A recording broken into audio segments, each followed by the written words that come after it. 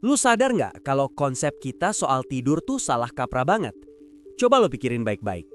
Tiap malam, pas lo merem dan ngerasa tubuh lo lagi ngecharge baterai, lo pikir otak lo juga ikutan matiin mesin kan? Pasti lo mikirnya di dalam tengkorak lo tuh suasananya damai, tenang, nggak ada aktivitas apa-apa. Faktanya, pas lo lagi pules-pulesnya, di dalam kepala lo tuh malah lagi ada pembongkaran massal skala besar. Pernah ngerasa dibohongin nggak soal perasaan segar pas lo bangun tidur di pagi hari? Lo ngerasa fresh, tapi aslinya ada bagian dari fisik otak lo yang bener-bener hilang secara permanen pas lo lagi molor. Ya, lo nggak salah dengar. Sesuatu di dalam otak lo baru aja dihancurin, dikunyah, dan dihilangin tanpa sisa. Ini bukan skenario film horor atau fiksi ilmiah mulahan. Ini murni kejadian biologis yang lagi terjadi di kepala lo tiap malam. Makin lo sering begadang, makin brutal proses pembongkaran ini terjadi. Bahkan bisa nargetin memori-memori penting yang harusnya lo simpen. Kebayang nggak sih organ paling vital di tubuh lo yang nyimpen semua identitas lo ternyata ngelakuin hal sengeri ini di luar kesadaran lo? Sini, gue bongkar faktanya. Welcome to Ilmu Pengetahuan Sosial.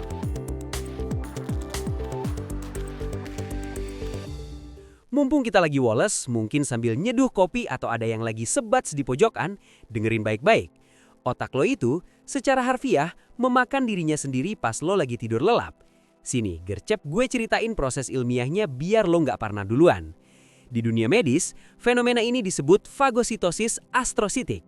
Keren kan namanya? Jadi, otak kita tuh punya pasukan sel penjaga yang namanya sel glial. Nah, bintang utamanya ada dua, astrosit dan mikroglia. Kerjaan mereka ini emang literally berburu, menelan, dan mencerna jaringan sel saraf yang udah nggak kepake. Pas lo tidur, mereka patroli nyari sinapsis atau sambungan saraf yang udah aus buat dimakan. Makanya pas bangun lo ngerasa seger, karena sampah-sampah di otak lo udah abis ditelan sama mereka. Mantul kan sistemnya? Bayangin, seharian lo beraktivitas. Otak lo tuh nangkep jutaan informasi yang masuk silih berganti. Dari mulai ngerjain tugas kuliah yang berat, sampai hal-hal receh kayak ngakak ngeliat meme. Atau pas lo lagi asik pansos di sosmed dan mikirin komen-komen alay yang masuk ke postingan lo. Semua informasi itu bikin sambungan saraf di otak lo jadi super padat. Kalau nggak dibersihin, ruangan otak lo bakal sumpek dan bala banget. Kalau otak lo udah bala, lo bakal susah mikir, gampang baper, dan emosi jadi nggak stabil. Makanya, si astrosit sama mikroglia tadi butuh lo buat tidur, biar mereka bisa mulai shift malam buat bersih-bersih. Ibaratnya nih, lo abis ngadain party di rumah terus petugas kebersihan dateng buat buang semua botol kosong sama sampah sisa semalam. Masalah terbesarnya muncul pas lo mulai ngerasa mager buat tidur cepat.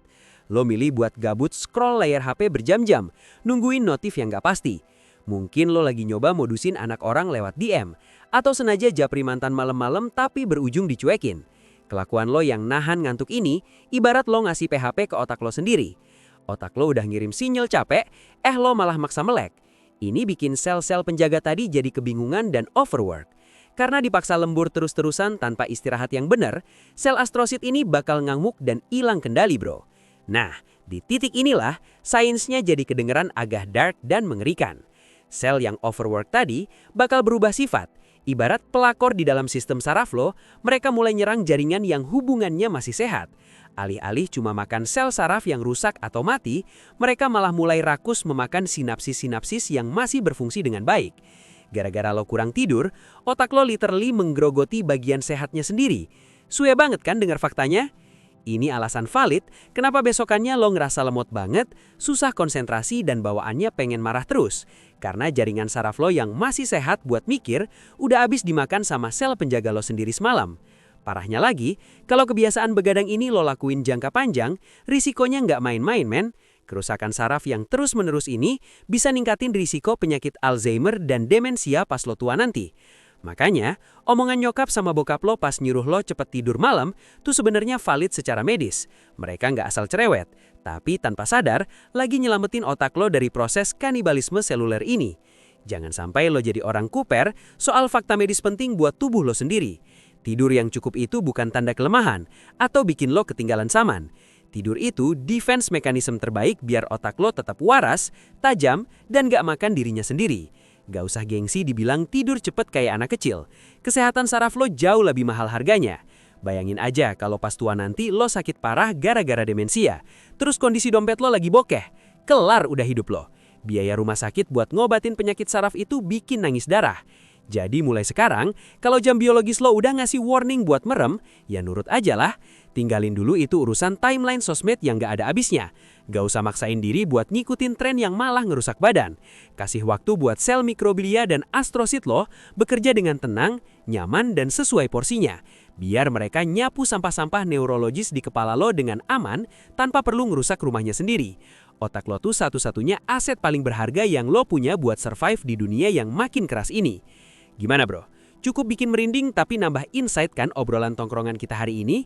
Minimal malam ini lo mikir 2 kali sebelum mutusin buat begadang main game atau scrolling gak jelas sampai subuh.